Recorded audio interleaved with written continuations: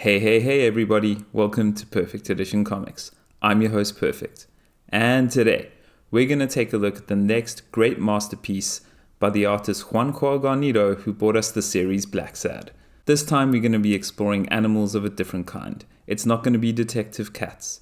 It's not going to be cats of any kind really, but it will be a bunch of pirates, a bunch of thieves, and a bunch of old-time people searching for the lost treasure, the gold of El Dorado. Let's do this thing.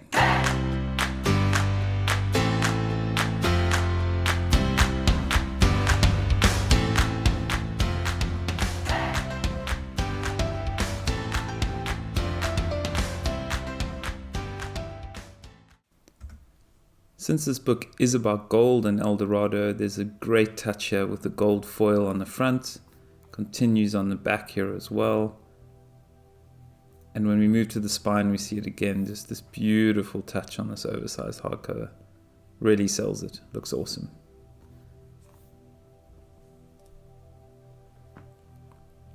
Before I do anything else, let's just take a look at a size comparison. Here's a normal European album size, which is already oversized compared to Western comics. And here's an oversized manga. This is a perfect edition, goes with the brand, got to do it. So you can see the size difference there. It's really a large book, this one. Beautiful, beautiful, extra kind of oversized, almost library edition. As we open it up, the first thing we see is this classic old history book style, which is also the cover and book design style. They continue that with the map on the inside pages. They also continue that with the foreword and the whole style of the book. Really, really stunning book design carries through here. I should mention this is the Dutch edition of the book, not yet out in English, but watch this space. Sooner or later, it's going to be published. It's by one of the biggest and greatest comic artists of our time. So it'll come. Just be patient. So let me get into the story. The title in Dutch pretty much translates to the Swindler's Gold, or directly the gold of the Swindler, and talks about a Spanish gentleman from the Golden Age. So we're talking 1492 to roughly the middle of the 1600s, around 1650, 1659. So this is the time of the New World. Here's Pablos, the main guy in the story. He's a swindler, he's a thief, he's a low down, rotten, dirty scoundrel, and there's not much going for him. And really the story is one of where he stumbles into a map to the fabled city of El Dorado, and I don't want to spoil more than that. Let's spend a little bit of time talking about the art, which is really the central reason for me purchasing this book, and probably will be the reason for you either purchasing one of these European editions or when the English one gets released, buying it as well. Now, Guarnido bought us Blacksad, and his art style continues in a similar vein in this oversized edition. What he does is he still goes with his watercolor treatment, very light on the inks, painted style, and it just matches the topic at hand, gives this kind of old school styling which works so well with the historical basis of the story in old school Spain. This one example here is just so original and unique to this book.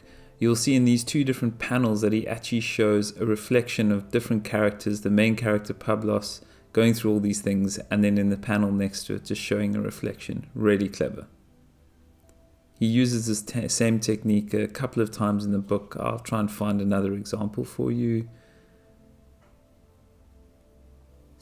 Here we go. You'll see again Pablos acting out in the top panel, and then the reflection of the scene that he's acting out in the bottom, so that you kind of see his mind's eye and he's enacting each of these different characters. Just a really clever visualization of this part of the story. Another thing is his hands. The way that he draws the human hand and somehow the details and focus on hands just really kind of caught my eye in this book. It's in so many places, and he just kind of captures the essence of how people talk with their hands and gestate, and the fingers, and it's awesome. I just love that. A small thing to many people, but that just really caught my eye in the style, and it's just prominent throughout the book.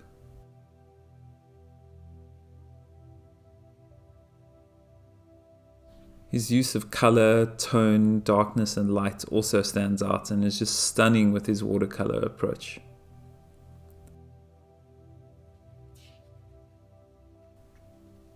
You'll see here when he walks into kind of the snowy mountains, just the way you see the gentle fades, the way he does this kind of triple panel layout. It's really awesome. It gives you that sense of scale and nature.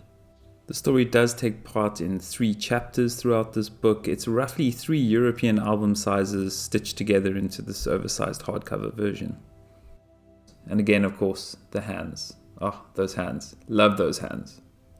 It's not a fetish, I swear. It's just this guy knows how to draw hands. For real.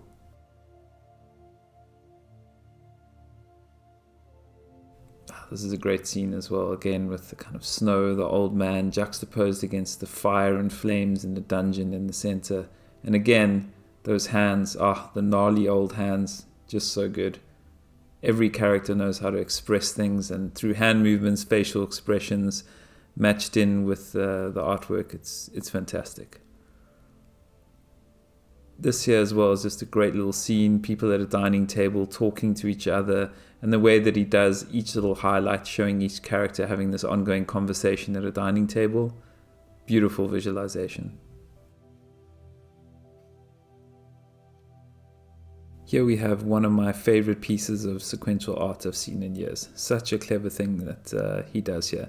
So the main character Pablos here says, and then I saw, and it says here, look, and then all of the speech bubbles, all of the narration disappear, and he literally says, look at what I saw. And now the story is just art from here on.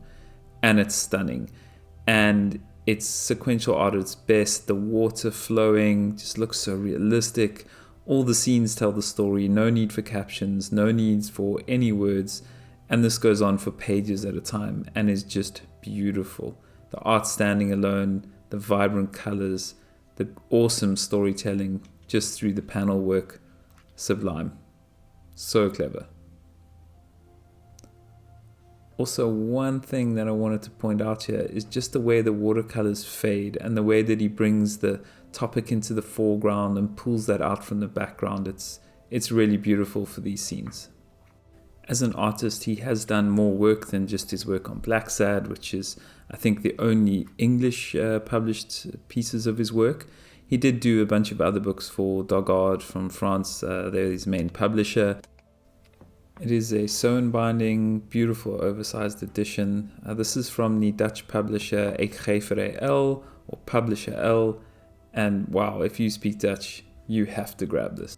If you can read Spanish, French, or Dutch, I would say pick this up immediately wherever you can find it. It's a must-buy. If you're waiting on the English edition, be patient. Otherwise, I would kind of be tempted just to get a foreign language edition anyway. Must-buy. Awesome book. You won't be disappointed. And to answer my question, is this really his next masterpiece? Yes, this is, and it's a great read. And remember, stay perfect. See ya!